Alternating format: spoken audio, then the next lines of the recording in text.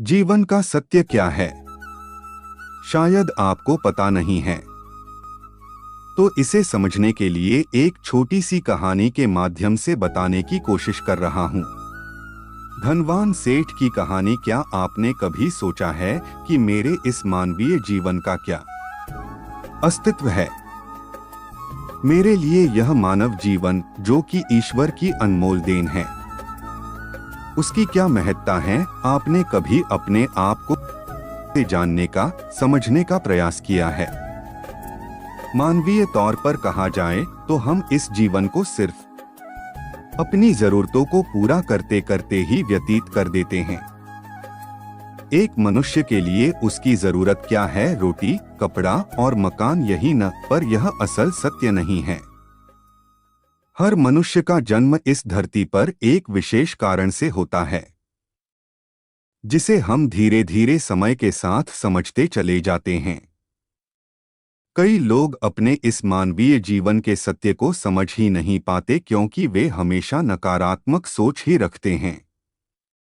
यही अंतर है नकारात्मक और सकारात्मक सोच में, जहां नकारात्मक सोच हमारे लिए समस्याएं पैदा करती है, वही सकारात्मक सोच हमारे लिए नए अवसर लाती है।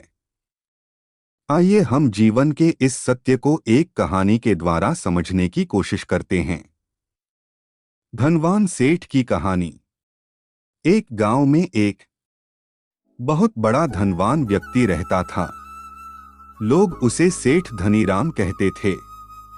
उस सेठ के पास प्रचुर मात्रा में धन संपत्ति थी, जिसके कारण उसके सगे संबंधी, रिश्तेदार, भाई बहन हमेशा उसे घेरे रहते थे। वे उन्हीं के राग गाए रहते थे। सेठ भी उन सभी लोगों की काफी मदद करता था। तभी अचानक कुछ समय बाद सेठ को भयंकर रोग लग गया। इस भयंकर बीमारी का सेठ ने बहुत उपचार करवाया, लेकिन इसका इलाज नहीं हो सका। आखिरकार सेठ की मृत्यु हो गई। यमदूत उस सेठ को अपने साथ ले जाने के लिए आ गए। जैसे ही यमदूत सेठ को ले जाने लगे, तभी सेठ थोड़ी दूर जाकर यमदूतों से प्रार्थना करने लगा कि मुझे थोड़ा सा समय दे दो, मैं लौटकर तुरंत आता हूँ। दूतों ने उसे अनुमति दे दी। सेठ लौटकर आया, चारों ओर नजरें घुमाई, फिर यमदूतों के पास आकर बोला, शीघ्र चलिए। उसे इस प्रकार अपने साथ चलने के लिए तैयार देखकर चकित रह गए और सेठ से इसका कारण पूछा। सेठ ने निराशा भरे स्वरों में कहा, मैंने हेराफेरी करके अपार धन एकत्रित किया था, लोगों को खूब खिलाया पिलाया और उनकी बहुत मदद भी की। सोचा था कि वो मेरा साथ कभी नहीं छोड़ेंगे, और जब मैं इस दुनिया को सदा के लिए छोड़ कर जा रहा हूं, तो वे सब बदल गए हैं। मेरे लिए दुखी होने के बजाय ये अभी से मेरी संपत्ति को बांटने की योजना बनाने लगे हैं। किसी को मेरे लिए जरा सा भी अफसोस नहीं है। सेठ की बात सुनकर यमदूत बोले, इस संसार में प्राणी अकेला ही आता है और अकेला ही जाता है। इस इंसान में जो भी अच्छा या बुरा कर्म करता है, उसे इसका परिणाम स्वयं ही भुगतना पड़ता है। हर प्राणी इस सत्य को समझता तो है, पर देर से। जीवन की सीख क्या होती है, हम इस बात को अपने जीवन में भी देख रहे हैं।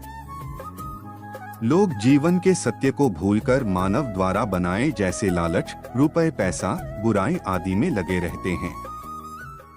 आप जो भोजन ग्रहण करते हैं, वह पेट में 4 घंटे रहता है, और जो वस्त्र पहनते हैं वह 4 महीने रहता है। लेकिन जो ज्ञान आप हासिल करते हैं, वह आपके अंतिम सांस तक साथ रहता है और संस्कार बनकर आपकी अगली पीढ़ी तक पहुंचता है। ज्ञान का बीज कभी व्यर्थ नहीं जाता। जो है जितना है सफल करते चलो, सफल करने से ही सफलता मिलती है। हर व्यक्ति को सकारात्मक तरीके से देखो, सुनो और समझो। हम जितना ज्यादा पढ़ते हैं, सुनते हैं, समझते हैं, हमें अपनी कमियों का उतना ही ज्यादा एहसास होता है। और इसी कमी को दूर करके हम सफलता की मंजिल की ओर अपने कदम बढ़ाते चले जाते हैं। क्या लेकर आया था जो क्या लेकर जाएगा, कुछ ऐसा कर जाओ कि लोग तुम्हें याद रख जाएंगे। प्यारे साथियों, अगर ये कहानी आपको पसंद आई हो तो बिहारी जी के नाम पर हमारे चैनल रोज भक्ति ज्ञान को सब्सक्राइब करें।